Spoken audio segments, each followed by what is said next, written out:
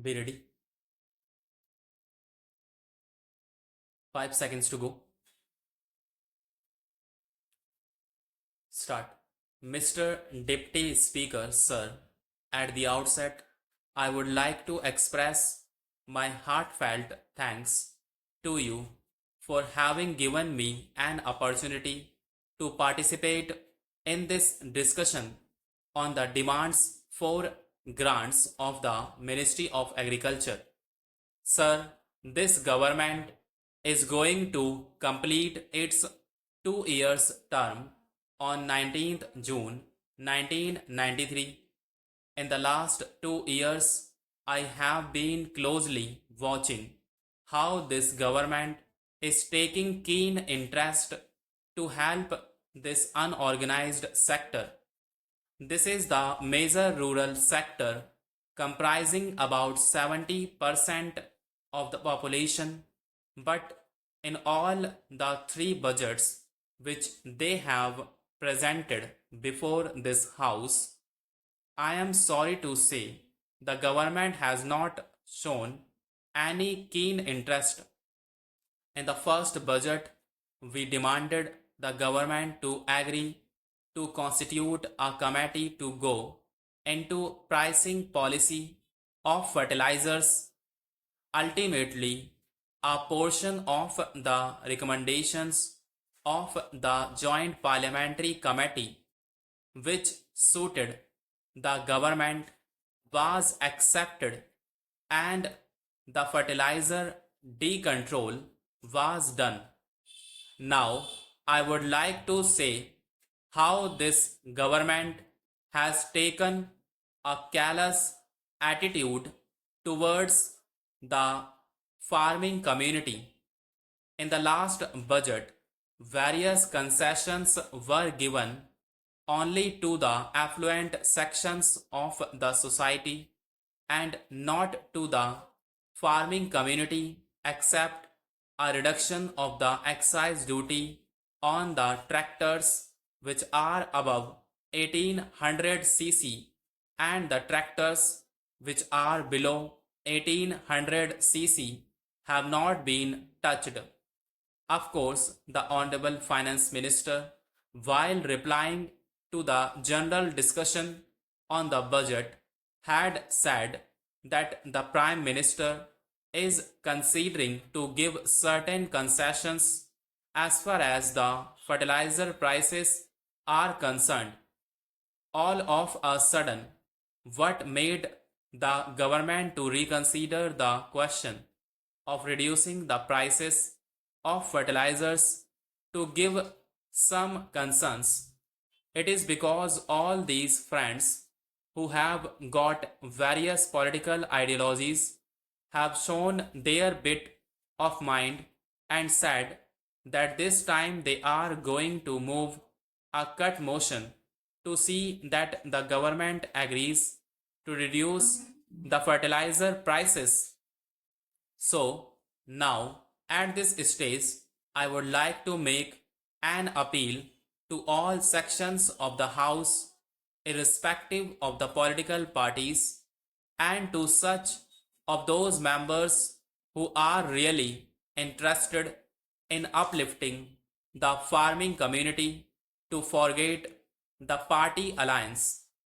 At the time of voting, every one of the ruling party members is also equally interested to see that his farming community is given its proper due share. The central government claims to have removed all shackles through the new economic policy, market economy, liberalization, delicensing, amendment to the MRTP Act, etc. But they have done it only for the industrial sector.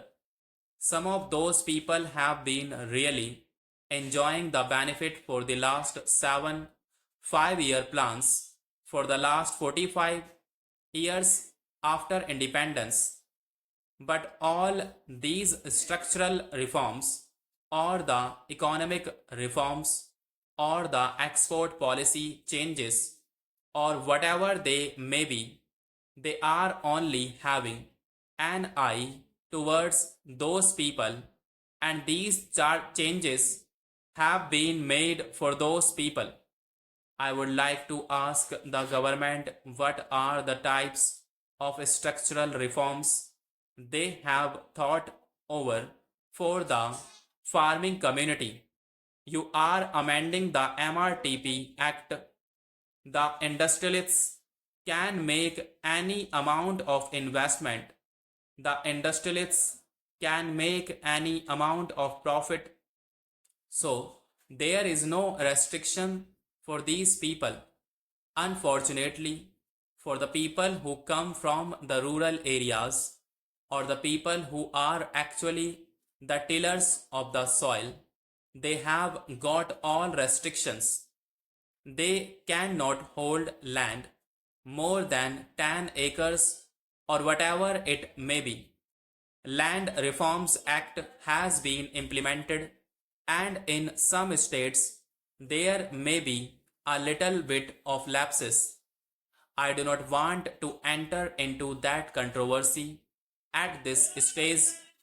There is no ceiling on income so far as these oppressed sections are concerned. There is no ceiling on income as well as no ceiling on urban land or the urban property, but you have enforced ceiling on agricultural property because they are not the organized people. About lending also, I would like to make a mention. Farmers have to go from pillar to post.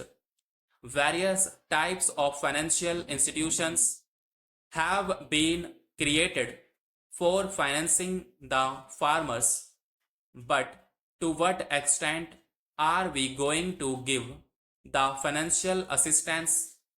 We have included the agricultural sector as a priority sector. Only 15% of the bank deposit is going towards the farming community.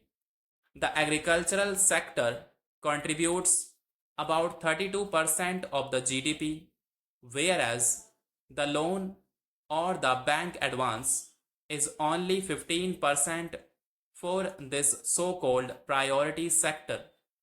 So far as industrial sector is concerned, it comprises only 18% of the population, and their contribution in terms of GDP is hardly 26%.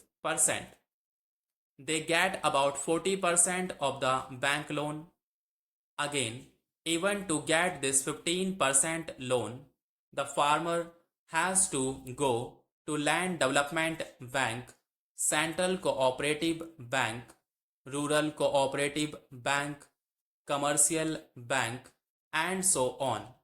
Sir, when I take part in the discussion, first of all, I wish to point out that the Circaria Commission was not given a free hand to examine the developments which had taken place in the last 40 years in India. The main important point is the terms of reference. By the terms of reference, certain parameters had been fixed. Within those parameters, the Sarkaria Commission has submitted its report. There are more than 200 recommendations. Due to lack of time, it is not possible to deal largely with all these recommendations, but at the same time, the Commission has tried to find out the past history of India. The Commission has said that too much centralization was objected to from the Mauryan period to the Mughal period. The Commission has stated the fact. Similarly, under the British rule, also centralization was actually objected to by the people, by the states.